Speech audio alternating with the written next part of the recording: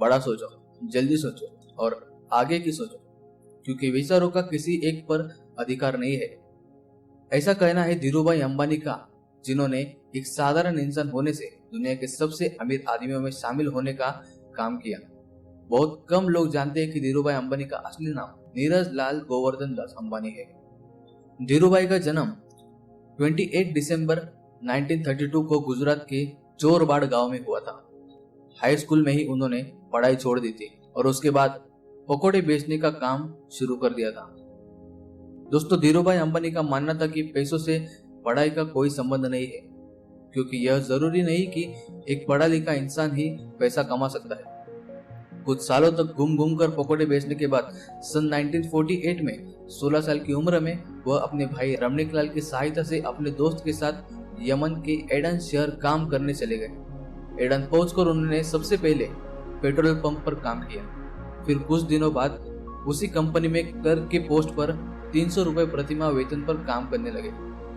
वे अपने दिन भर के काम के बाद भी पार्ट टाइम कुछ न कुछ काम करते रहते थे, जिससे उनके साथियों में सबसे ज्यादा पैसे उनके पास ही थे। लेकिन उनके दिमाग में फिर भी कहीं ना कहीं यह रहता था कि अगर अमीर बनना है तो खुद का बिजनेस शुरू करना होगा, और बिजनेस के लिए पैसे तो चाहिए।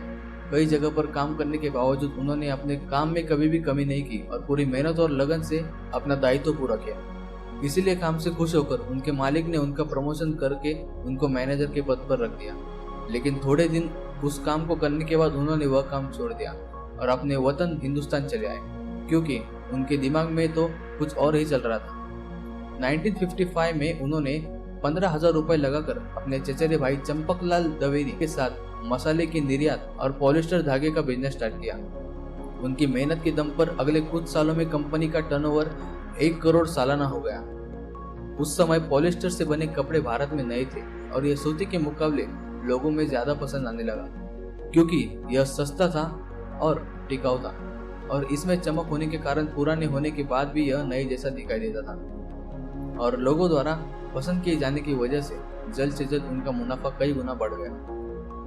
कुछ वर्षों के बाद धीरूभाई अंबानी और चंपकलाल दमानी की व्यावसायिक साझेदारी समाप्त हो गई, क्योंकि दोनों के स्वभाव और व्यापार करने के तरीके अलग थे। लेकिन धीरूभाई अंबानी ने कभी पीछे मुड़कर नहीं देखा और देखते ही देखते उन्होंने समय के साथ चलते हुए telecom, energy and risk city और पेट्रोलियम जैसे व्यापार में कदम रखते गए। आप उनकी सफलता का अनुमान इस बात से लगा सकते हैं कि धीरूभाई अंबानी की कंपनी में 90,000 से भी ज्यादा लोग कार्यरत हैं और भारत में उनकी कंपनी आज भी टॉप पर है। दोस्तों, अगर समय की मार के अनुरूप आपने अपने आप को ढाल लिया ना, तो कुछ भी असंभव नहीं रहता। 6 जुलाई 2002 को धीरूभाई अंबानी ने दुनिया से जुदा ली, लेकिन उनके स्वभाव और विनम्रता की वजह से वह आज भी लोगों के दिलों में जिंदा है। धीरूभाई का कहना है कि जो सपने देखने की हिम्मत करते हैं वो पूरी दुनिया को जीत सकते हैं, और हम दुनिया को साबित कर सकते हैं कि भारत एक सक्षम राष्ट्रीय है और हम भारतीयों को प्रतियोगिता से कोई डर नहीं लगता। आपका बहुमूल्य समय देने के लिए बहुत बहुत धन्यवाद। अगर आपको ये वीडियो पसंद आया हो तो इसे लाइक करना, और अगर आप चैनल पर नए हो तो इसे सब्सक्राइब जरूर करना।